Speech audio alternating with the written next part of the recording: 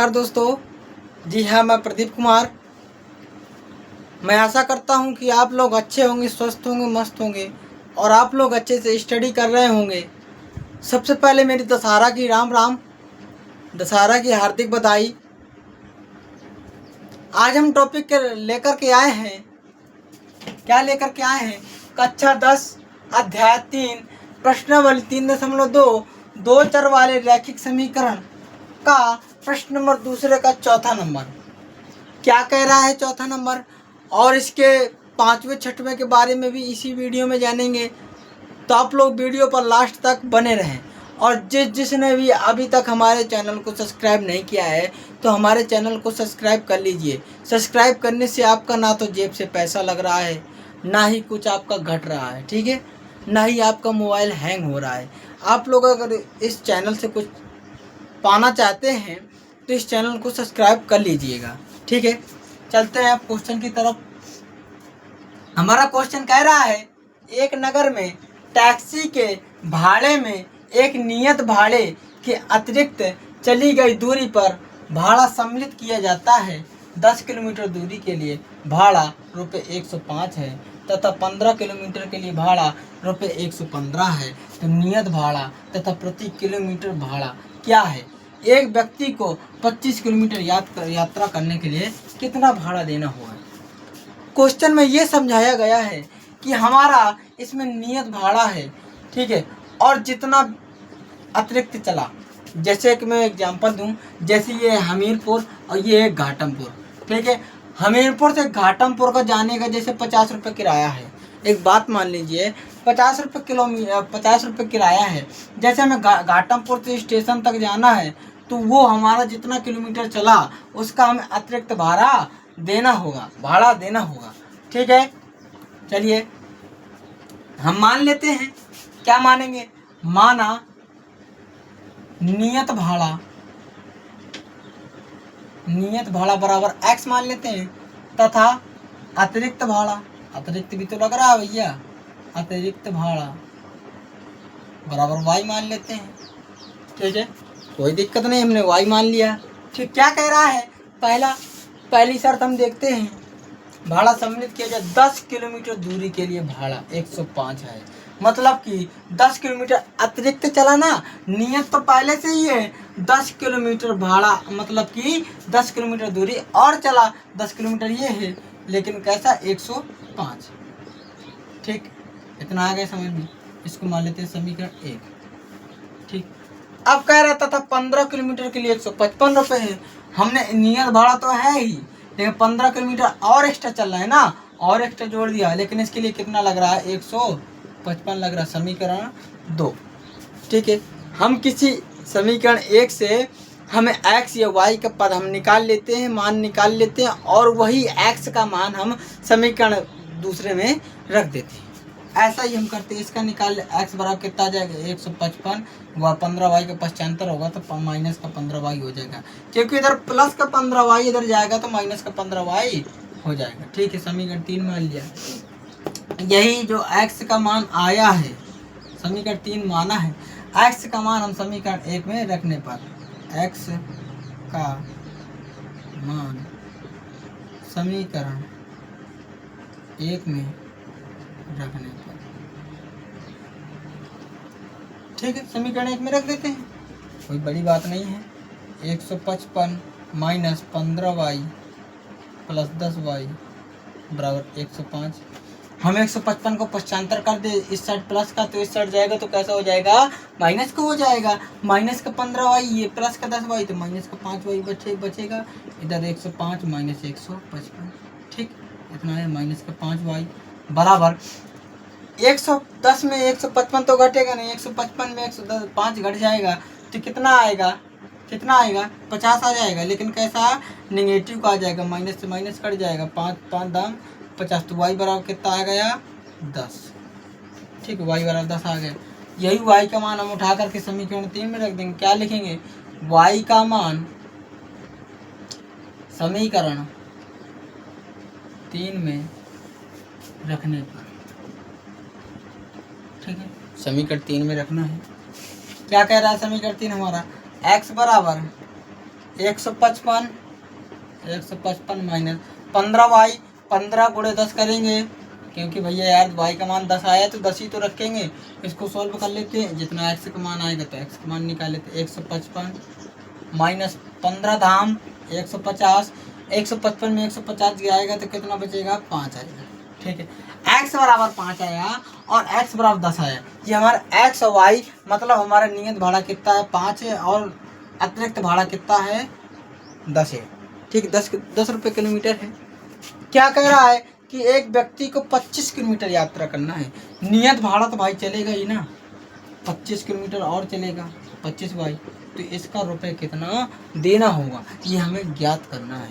x का मान कितना है? 5 प्लस 25 गुणे y का मान कितना है? 10 लिख देंगे, इतना हमें निकालना है। कर लीजिएगा। 25 धाम 250 प्लस 5, 250 प्लस 5 कितना हो जाएगा? 255। मतलब कि अतः व्यक्ति को लिखेंगे, अतः व्यक्ति को 25 किलोमीटर चलने के लिए 255 रुपये देना।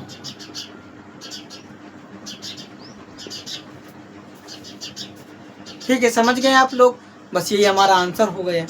अब चलते हैं अगले क्वेश्चन की तरफ। चलिए अब क्वेश्चन नंबर 5वें की तरफ चलते हैं।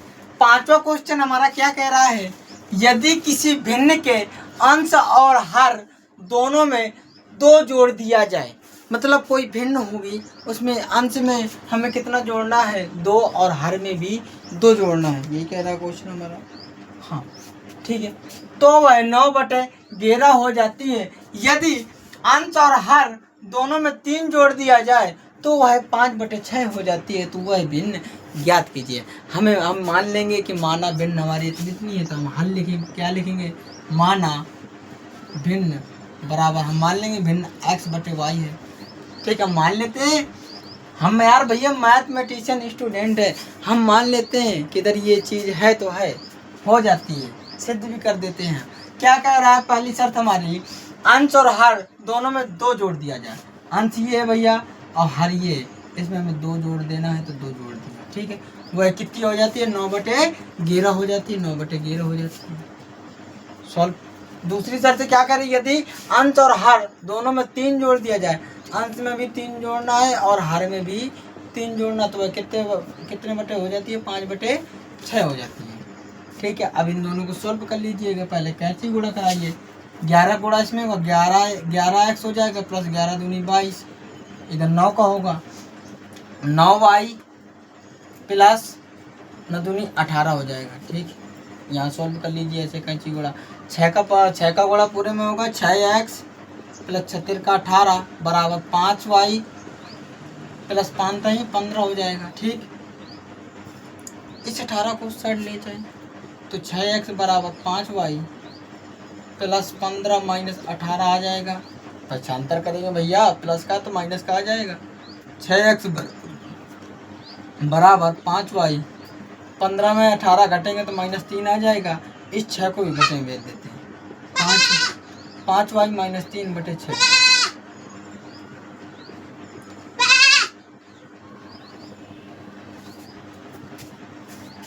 ये हमारी भुखरिया पूरा खेल बिगाड़ दी। बक्को इधर आप, भुखरिया के लगे रोज खिलाई नहीं, बुनियाद नहीं यार, रिकॉर्ड हो जाता। देखो तो वो वाली वीडियो में रिकॉर्ड ही कर। ये तो लाइक किया तो है नहीं, बच जाएगा लाइक बनाने में। मैं क्या करूंगा? चलिए x का मान कितना आ गया? 5y - 3 बराबर 6 आ गए। ठीक है, यही x का मान उठा करके हम समीकरण इसको थोड़ा सोल्व कर ले पहले। अच्छा ऐसी मान लो, ठीक है, इसको 1 मान लो, इसमें रख देते हैं तो कितना आ जाए? 11 गुणे x का मान कितना है? 5y - 3/6 प्लस 22, इतना आ गया।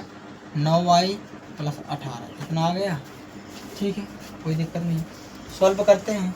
11 × 5 = 55y - 11 × 3 = 33, इतना आ गया। 6 का भी लागे में एलसीएम ले ले इसमें पूरे में, तो कितना आ जाएगा? 22 × 6 = 22 छक्का 132 बराबर 9y प्लस 18। इतना आ गया। 6 काम कैची गुणा करा दें इस साइड पूरे में, तो कितना आ जाएगा 132 में -33 करेंगे तो कितना हो जाएगा 55y पहले लिख लें प्लस का 99 बराबर 6 नामा 54y प्लस 76 का 18 बचेगा। 18 क्यों 18 छक्का 108 इतना आएगा। अचर अचर पद एक तरफ, चर चर पद एक तरफ। 55y माइनस 54y, इसका 75 यहाँ 108 माइनस 99। ठीक है 55y में 54y घटेगा तो कितने y बचेंगे 1y बराबर 108 में अगर 99 घटेगा तो कितना बचेंगे 9। ठीक यही y बराबर जो 9 आया इस समीकरण 2 में रखेंगे। y का मान समीकरण 2 में रखने पर, ठीक है y का मान जो 9 आया समीकरण 2 में रख देंगे। x बराबर 5 गुणे 9 माइनस 3 बटे 6 पनम 45 माइनस 3 बटे 6। x बराबर आ जाएगा 45 में 3 गया 42 बटे 6, 6 7 42, तो x बराबर कितना आ जाएगा 7। तो हमारी भिन्न क्या हो जाएगी, भिन्न क्या थी x बटे y। x का मान कितना 7 और y का मान कितना है 9 है। ठीक है तो ये हमारी क्या हो जाएगी भिन्न। मैं आशा करता हूँ कि हमारा यह 5वां क्वेश्चन समझ में आया होगा। अब चलते हैं 6वें क्वेश्चन की। चलिए अब चलते हैं प्रश्न नंबर 6वें की तरफ, जो कि लास्ट क्वेश्चन है हमारा। क्या कह रहा है 5 वर्ष बाद जैकब की आयु उसके पुत्र से 3 गुनी हो जाएगी। 5 वर्ष पूर्व जैकब की आयु उसके पुत्र की आयु की 7 गुनी थी। उनकी वर्तमान आयु ज्ञात कीजिए। मतलब वर्तमान आयु क्या है, इधर लिखेंगे हल, मान लेंगे। क्या मानेंगे, माना जैकब की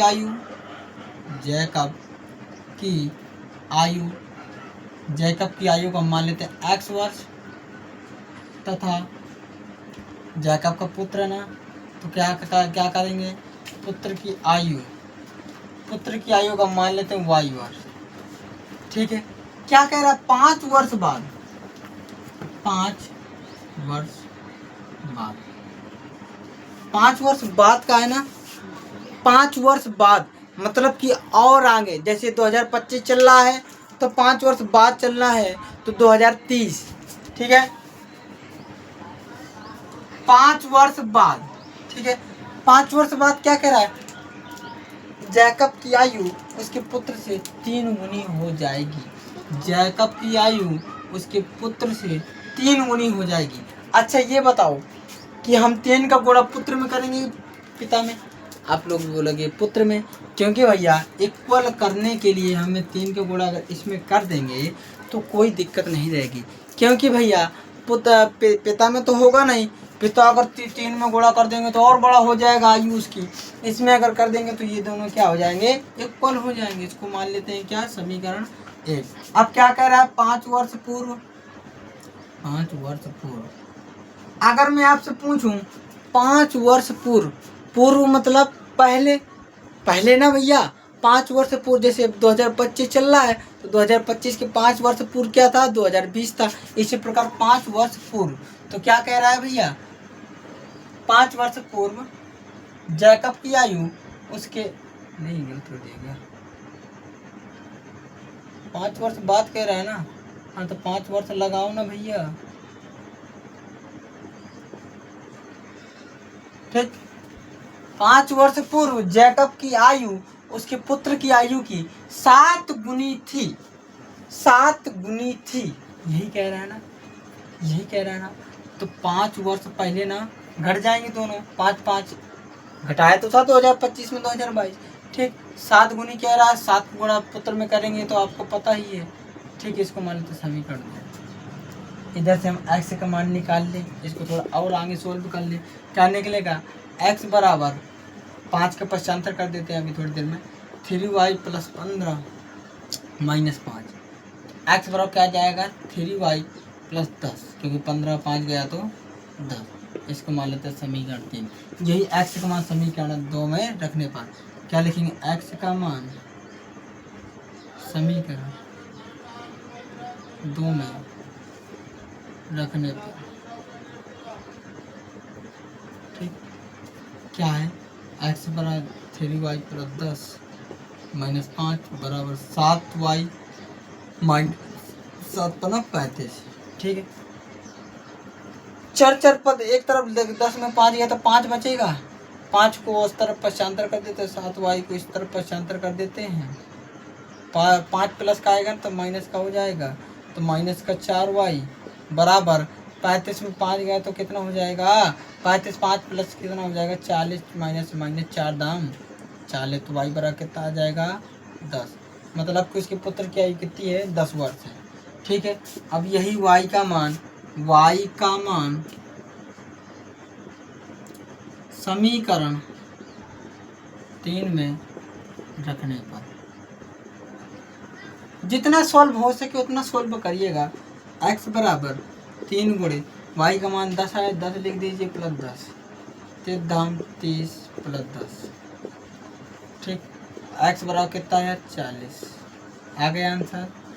ठीक है, तो क्या लिखेंगे, अतः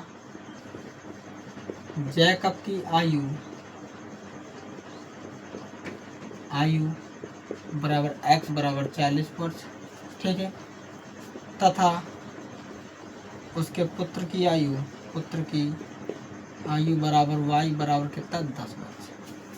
ठीक है, मैं आशा करता हूँ कि हमारा ये तीनों क्वेश्चन आज के समझ में आए होंगे। और जिस भाई ने अभी तक हमारे चैनल को सब्सक्राइब नहीं किया है तो हमारे चैनल को सब्सक्राइब कर ले और हमारी इस वीडियो को लाइक भी कर दें। ठीक है दोस्तों, धन्यवाद, बाय बाय।